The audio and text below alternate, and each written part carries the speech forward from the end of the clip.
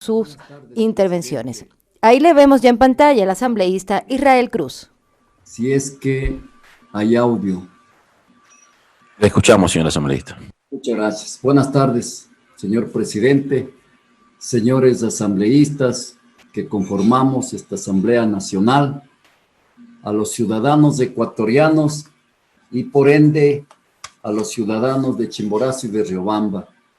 Debo también adherirme a las condolencias a la familia Valle que está sufriendo en estos momentos y también a la familia de la Asamblea Nacional que hemos perdido a un gran compañero y amigo.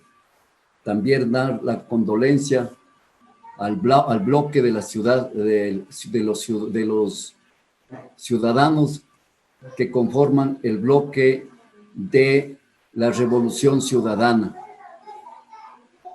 Indudablemente, cuando nosotros estamos haciendo un análisis de un proyecto de ley, el objeto de la ley es y quiere decir a dónde queremos llegar. ¿Qué es lo que queremos con esa ley? ¿Cuál es la solución de esa ley? Indudablemente, una ley no puede ser solamente para sancionar. Una ley nos servirá también para orientar a la sociedad ecuatoriana. Y con el permiso de su digna persona, señor presidente, y de mis compañeros, voy a leer el artículo 83 de la Constitución de los ecuatorianos, porque para hacer una ley tenemos que basar en los tratados internacionales y en la Constitución del Ecuador, para que no haya un impedimento o venga a decir cosas o vaya a chocar en la parte legal. El artículo 83 manifiesta de las responsabilidades de todos los ecuatorianos. Son deberes y responsabilidad de los ecuatorianos y ecuatorianas sin perjuicio de otros previstos en la Constitución y en la ley. En el artículo 1 manifiesta acatar y cumplir la Constitución, las leyes y las decisiones legítimas de la autoridad competente. Siguiendo esta lectura, nos motiva jurídicamente que todos los ecuatorianos tenemos que acatar la Constitución, las leyes y las disposiciones de la autoridad competente. En el artículo 8, digamos en el artículo 83, numeral 8, manifiesta lo siguiente: administrar honradamente y con apego irrestricto a la ley el patrimonio público y denunciar y combatir los actos de corrupción. Esto nos lleva a reflexionar que indudablemente cuando uno está responsable de manejar la cosa pública, debemos tener estos antecedentes jurídicos que están normados en la Constitución y en las leyes ecuatorianas. Bien, esta asamblea, hasta el otro mes, nosotros habíamos aprobado 50 leyes, pero si hay una ley, no existe el reglamento respectivo, quedará solamente escrita esa ley. De allí es de que aparece una ley, la Asamblea Nacional aprueba una ley, está en el registro oficial dicha ley, es necesario elaborar el reglamento que permite operacionalizar esa ley. Hay algunas leyes que no tienen el reglamento y por eso es que no están aplicando. De allí es de que esa actividad que deben hacer otro organismo del Estado, que es el Poder Ejecutivo, indudablemente tiene ese compromiso y ese deber legal. Indudablemente, estamos tratando el proyecto de ley de extinción de dominio. Y acabo de escuchar a la compañera nuestra, a la economista Elizabeth Cabezas, que también tiene ella el proyecto de recuperación de los capitales que no han ingresado a las arcas fiscales y a los capitales adquiridos ilegalmente.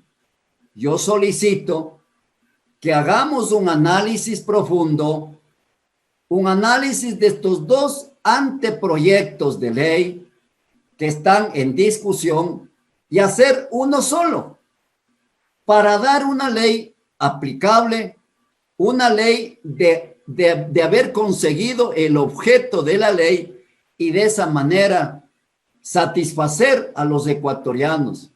En nombre de los ecuatorianos, de los 17 millones que orgullosamente vivimos en este paraíso llamado Ecuador, que aparezca, que nazca, que se origine una ley que vaya a solucionar el problema de la corrupción.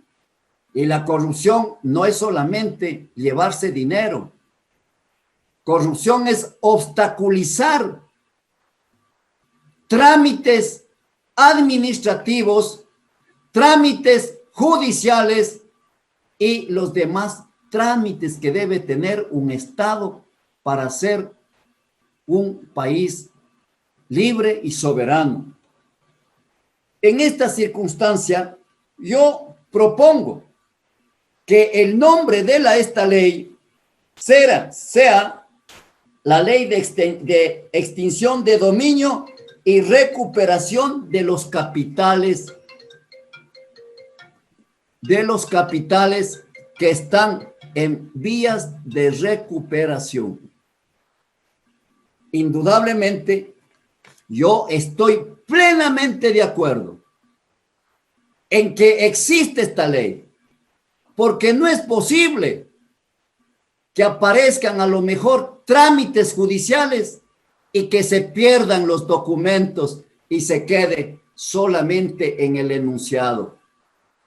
Lógicamente, esta ley deberá tener y dar el debido proceso para que pueda ser ejecutada y recuperada estos bienes que no son lícitos, son ilícitos.